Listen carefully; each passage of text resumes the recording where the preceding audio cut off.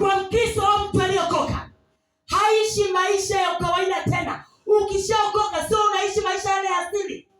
Haikupasi kuishi maisha tena ya kawaida. Lazima kuwe na mabadiliko. Lazima uone hatua za kiroho. Sasa ndo wale kama hawana huo muda na Mungu. Unajua ukiwa na muda na Mungu kuna vitu vinaongezeka. Kuna ujasiri, kuna nguvu. Nitaenda kusoma.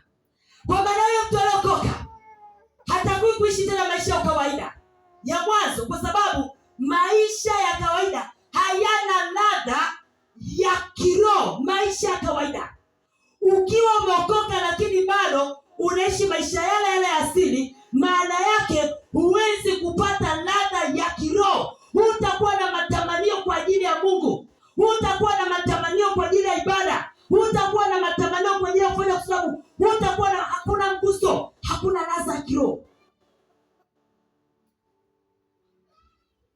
Yesu Kristo atukuzwe.